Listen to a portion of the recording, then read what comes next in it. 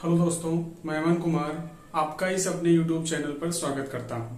आज हम लोग उसी एक्सरसाइज में क्वेश्चन नंबर 4 और 5 को देखेंगे। तो जैसा कि देख रहे हैं, पहला क्वेश्चन उसमें लिखा है कि आकृति में tan p minus cot r का मान ज्ञात कीजिए। और इस फर्स्ट वाले क्वेश्चन के लिए ये फिगर ड्रॉ किया गया है। इस टाइप का क्वेश्चन दे रखा है।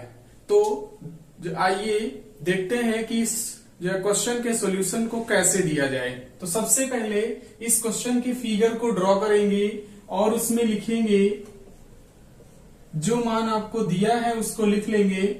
तो लिखेंगे त्रिभुज पी क्यू आर में, और उस पी क्यू आर में ये जो पी क्यू साइड है वो दे रखा है, P Q equal to 12 centimetre, और ये पी आर आपको 13 दे रखा है, P R equal to 13 centimetre. अब उसके बाद क्यू आर वाली साइड को हम लोग फाइंड करेंगे by the help of Pythagoras theorem, क्योंकि कोई भी ट्रिग्नोमेट्रिक रेशियोज निकालने के लिए राइट एंगल ट्रायंगल की तीनों साइड पता होनी चाहिए। तो जो है फर्स्ट काम हम लोग ये करेंगे कि क्यू आर को फाइंड करेंगे। तो इसमें पाइथागोरस थ्योरम लगाएंगे, लिखेंगे पाइथागोरस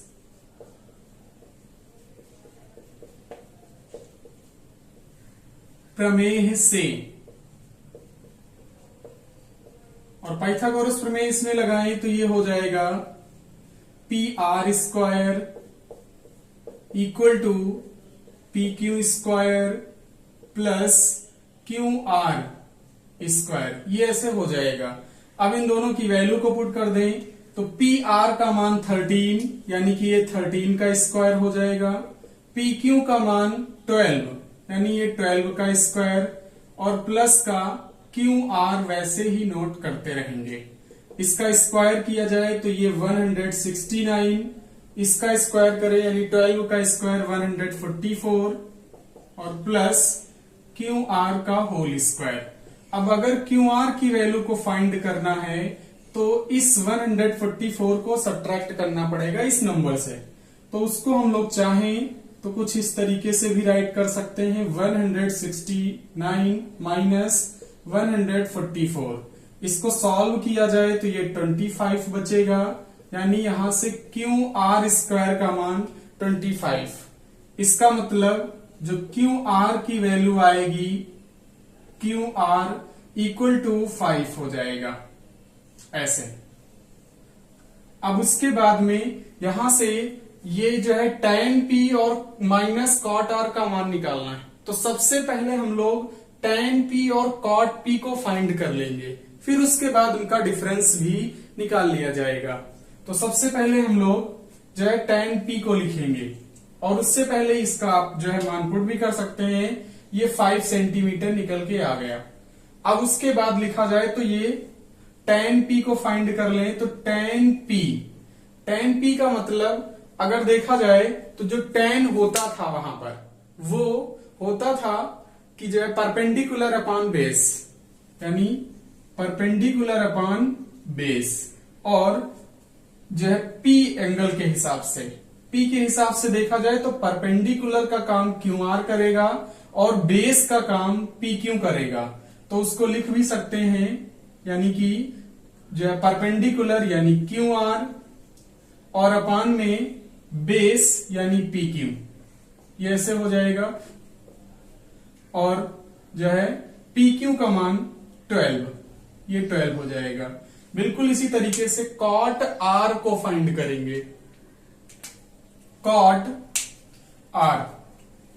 तो ये कॉट आर जो हो जाएगा, इसको देखा जाए इसका मतलब इस आर एंगल के हिसाब से, तो आर के हिसाब से देखा जाए तो ये कॉट जो होता था वो बेस अपान परपेंडिकुलर ही होता है, यानी कि बेस अपान परपेंडिकुलर।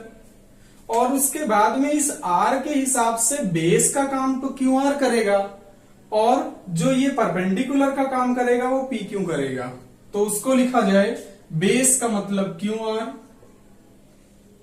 और अपान में परपेंडिकुलर का मतलब पी क्यू। तो ये भी कितना आ जाएगा, बेस की वैल्यू 5 और अपान में क्यू आर का मान ये 12s है। ये हो गया। अब उसके बाद आसानी से हम लोग tan p minus cot R की वैल्यू को फाइंड कर सकते हैं। तो इसको हम लोग जब फिगर को चाहे तो अब इरेज कर सकते हैं, तो इसको अब इरेज कर दें और इस क्वेश्चन को भी इरेज कर दिया जाए। tan p minus cot R, इसकी वैल्यू फाइंड करके बताएं। तो tan p ये आपका दे रखा है 5/12, 5/12 और माइनस कॉट आर का मान 5/12। इन दोनों को सॉल्व करें तो देखो ये दोनों सेम लिखी हुई हैं, इसलिए सॉल्व होकर के 0 आ जाएगा। It means tan p minus cot R का मान 0 आ गया और ये इसका आंसर ही कंप्लीट हो जाता है। तो इस क्वेश्चन का स्क्रीनशॉट लेना चाहें तो ले सकते हैं। अब बिल्कुल इसी तरीके से हम लोग दूसरे वाले क्वेश्चन को सॉल्व करेंगे। दूसरे वाले क्वेश्चन में देखा जाए तो उसमें भी दे रखा है कि यदि sin a इक्वल टू 3/4 तो cos a और tan a का मान ज्ञात कीजिए। मतलब कि एक जो है ट्रिग्नोमेट्रिक रेशियोज दे दिया गया है और दो आपसे पूछ लिया है, वो जो है cos a का मान भी बताना है और tan a का मान बताना है। तो जो है वैसे ही बिल्कुल हम लोग इसको नोट कर लेंगे। तो आपको दे रखा है sin a लिख लेंगे तो ये 3/4 हो जाएगा। अब इसको अगर बात किया जाए sin a, ये कौन सी टू साइड का रेशियो होता था?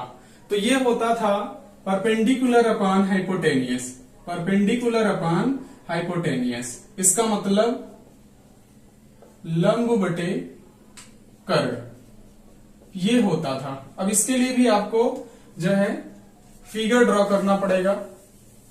तो फिगर को ड्रॉ कर लें। यहां पर अगर हम लोग फिगर को बनाएं तो ये ऐसे इसके लिए फिगर हो जाएगा। और इसमें भी आपको जो है साइन ए दिया गया था, तो ए को यहां कंसीडर कर लिया जाए, बी सी ऐसे। और एंगल ए के हिसाब से अगर लंब और कर्ण की बात करें तो कर्ण तो ऐसे ही होगा और जो आधार होगा वो ए बी और ये लंब बी सी हो जाएगा। तो यहां से लिखा जाए तो बी सी का मान होगा B C is equal to 3 और जो कर्ण ए सी है A C is equal to हो जाएगा 4। और इसमें भी हम लोग जो है राइट कर देंगे ए सी की वैल्यू 4 और लंब की वैल्यू ये ऐसे। तो ए बी देखो फाइंड करना पड़ेगा, उसको भी हम लोग निकाल लेंगे पाइथागोरस प्रमेय से। तो A B is equal to question mark लिखेंगे पाइथागोरस प्रमेय से। पाइथागोरस प्रमेय क्या होती है इसमें लिखा जाए तो ये लाइन आपको दिखेगी, ए सी का square equal to A B का स्क्वायर प्लस बी सी का स्क्वायर, ये हो जाएगा। वैल्यूज को पुट करें तो ए सी का मान 4 यानी 4 का स्क्वायर, ए बी का मान ये फाइंड ही करना है आपको और बी सी का मान 3 यानी 3 का स्क्वायर। इसको सॉल्व किया जाए तो ये 16, ये ए बी स्क्वायर ऐसे ही रहेगा, 3 का स्क्वायर 9। ए बी की वैल्यू निकालना है, इस वजह से 9 को इधर ट्रांसफर करना पड़ेगा। तो 16 माइनस 9 ये लाइन दिखेगी और इसको सॉल्व किया जाए तो यहां से ये जो 16 में से 9 को सब्ट्रैक्ट करना है, 7 बचेगा और ये ए बी स्क्वायर। इसका मतलब ए बी की वैल्यू बात करें तो ये √7 आ जाएगी, यानी कि यहां से ए बी की वैल्यू √7। अब उसके बाद में cos a और tan a का मान पूछा है तो उसको जो है लिख लेंगे, ये √7 निकल के आया है। दो मान आपसे पूछा है cos a और tan a, तो उसको लिख लेंगे। अगर बात किया जाए cos a यानी एंगल a के हिसाब से ही बताना है, तो cos a जो होता था वो बेस अपॉन हाइपोटेनियस होता था, बेस अपॉन हाइपोटेनियस। तो बेस अपॉन हाइपोटेनियस कुछ इस तरीके से, बेस का मतलब ये आधार हो जाएगा और हाइपोटेनियस का मतलब कर्ण, ऐसे।